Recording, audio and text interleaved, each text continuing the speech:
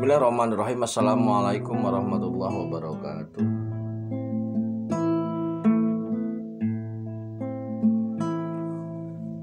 Maha suci Allah, segala puji dan syukur kita panjatkan kehadirat Allah. Semoga kita selalu dalam bimbingan rahmat dan ridha Allah Subhanahu wa taala. Subhanallah walhamdulillah astagfirullah wa Allahu akbar.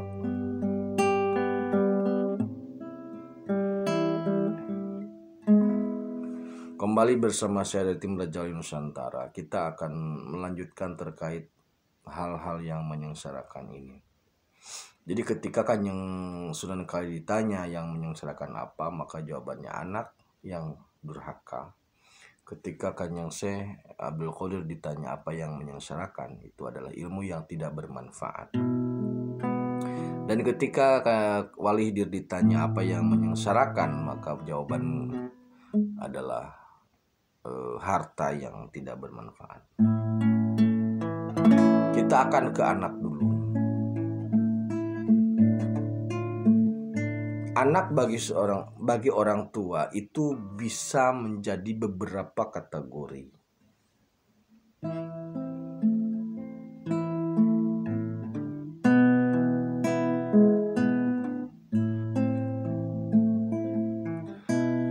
Yang pertama, anak itu bisa menjadi musuh.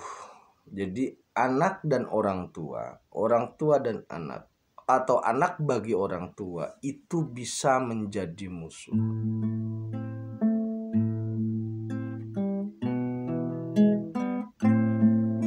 Contoh real dari ini adalah Nabi Nuh dengan Kan'an. Jadi karena durhaka itu maka jadi musuh.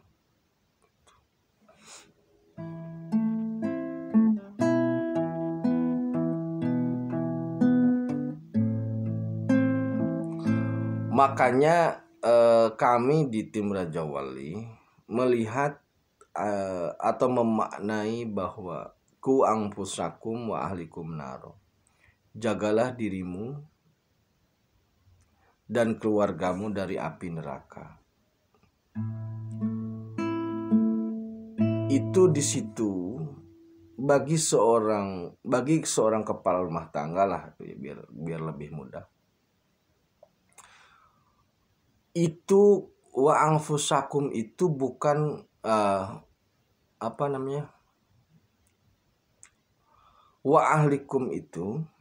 Jadi ku anfusakum wa ahlikum itu bukanlah satu keharusan, tetapi lebih pada upaya. Bukan satu kewajiban, tetapi lebih kepada upaya yang maksimal.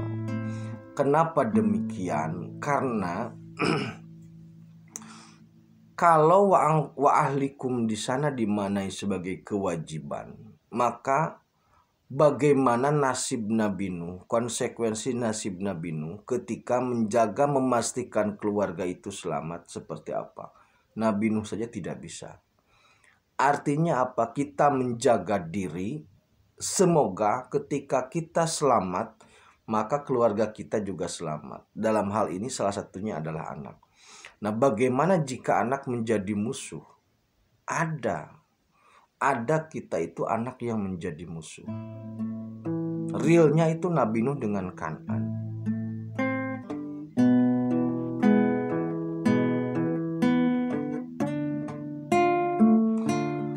Yang kedua, anak itu bisa menjadi fitnah.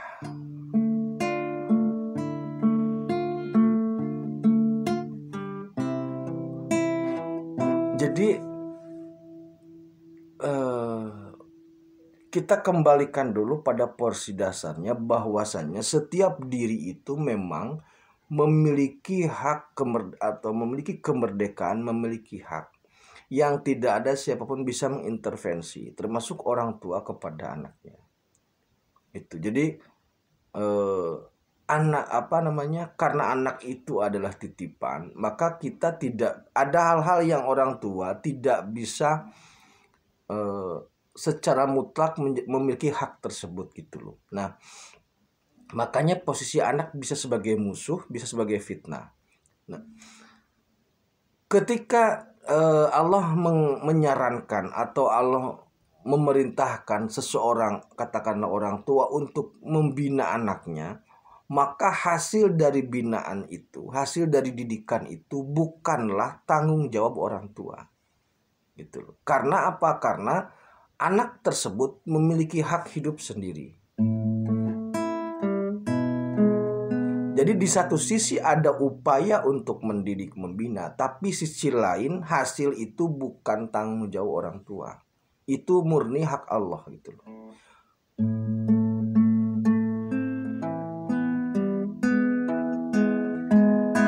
Anak yang menjadi fitnah, salah satunya gambaran realnya adalah anak yang selalu membawa masalah.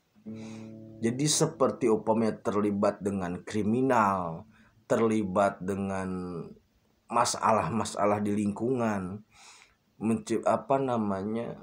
intinya menjadikan orang tua itu tidak nyaman dengan perilaku anaknya. Bisa jadi anaknya ini terlibat langsung secara hukum atau tidak terlibat secara hukum tapi bermasalah itu. Apakah itu ada? Jawabannya ada. Saya tidak perlu mencontohkan lah, banyak. Orang tuanya ngaji, soleh, ternyata anaknya malah berbuat yang tidak baik. Ada. Makanya di sini Allah membatasi. Membatasi itu maksudnya membatasi tanggung jawab orang tua terhadap anak supaya tidak kena klaim di akhirat. Kalau sudah, jadi usaha mendidik sudah, upaya mendidik sudah, upaya memberi nafkah terhadap anak sudah. Ketika perilaku anaknya seperti apa itu Allah batasin. Ini bukan lagi urusanmu gitu loh. Jadi ada batasannya Allah berikan supaya klaim di akhirat nanti orang tua tidak terbebani. Itu maksudnya. Jadi anak ini, kalau fitnah anak ini menjadi tanggung jawab orang tua, maka nanti orang tua akan terbebani gitu loh. Walaupun secara hukum seringkali orang tua terlibat dalam permasalahan anak, benar, tapi dalam hukum langit nanti ada pemisahan, ada pemilihan yang pasti, mana yang tanggung jawab yang sebagai orang tua, mana yang bukan. Allah itu adil dan tidak akan dolim. Kita memang bareng, anak dan orang tua bareng menjalani hidup, tapi ada batasan. Tetap ada batasan sehingga nanti pahala dan dosa tidak akan tertukar itu, Mbak. Maksudnya seperti itu. Nah, yang ketiga adalah hiasan. Anak itu sebagai hiasan. Jadi karakteristik dari hiasan itu adalah indah dipandang tetapi tidak bisa dimakan. Contoh realnya hiasan itu emas. Jadi sederhananya begini, kalau orang tua sudah punya anak, kemudian anak itu sukses, katakanlah sukses baik itu secara materi, secara ilmu ataupun kehidupannya baik, itu kan tidak harus selalu ukuran harta. Tapi indahlah dipandang, indah, nyaman, membuat orang tua nyaman ketika melihat kehidupan anaknya. Katakanlah dia sudah sukses, sudah mapan, nyaman, kehidupannya sudah tegak lah seperti itu. Namun yang namanya perhiasan itu tidak bisa dinikmati. Sebagus-bagusnya emas, semahal-mahalnya emas, itu kalau digigit tidak enak. Maksudnya adalah ketika ada orang tua yang anaknya sudah mapan, sudah nyaman sudah bisa mandiri, tetapi belum bisa memberikan semacam aktualisasi. Jadi baru untuk dirinya gitu loh. Atau bisa jadi anak itu belum bisa memberikan nilai yang positif untuk orang tuanya, baru hanya untuk dirinya, sehingga orang tuanya terhadap anaknya ini baru merasa bangga tapi belum mendapatkan hal yang lain. Hal yang lain di sini bukan berarti uang. Jadi kebanggaan di sini maksudnya adalah dia memang sukses, dia memang mapan, nyaman, tapi efek yang lain belum dirasakan oleh orang tua. Baru sebatas mandiri. Ada yang seperti itu. Nah, yang terakhir adalah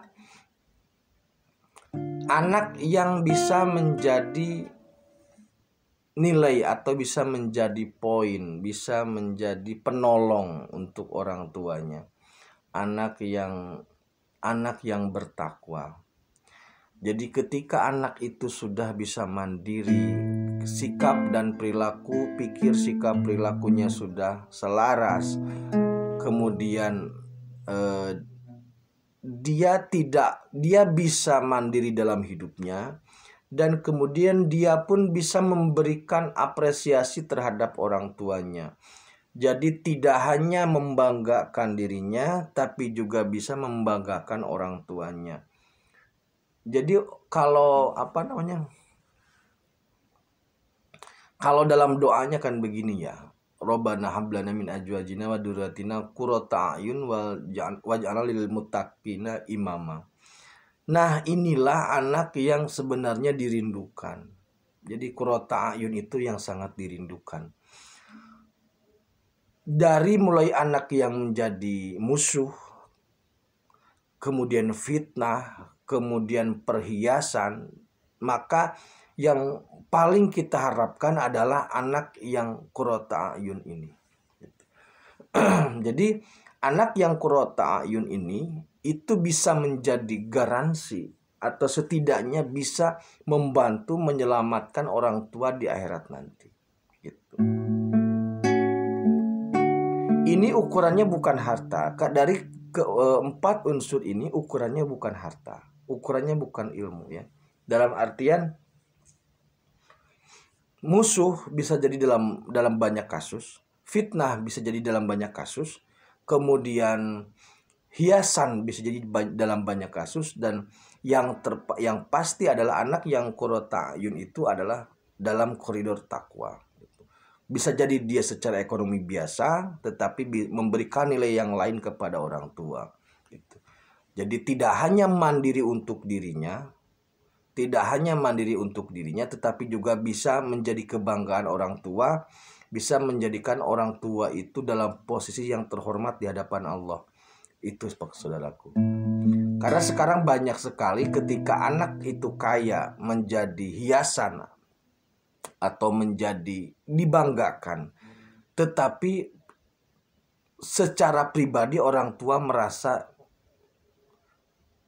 jadi merasa tidak menjadi bagian dari situ, karena ada anak-anak yang memang seperti kasus maling kundang. Nah, itu kasus maling kundang itu di samping musuh, di samping jadi fitnah, itu juga di samping menjadi hiasan.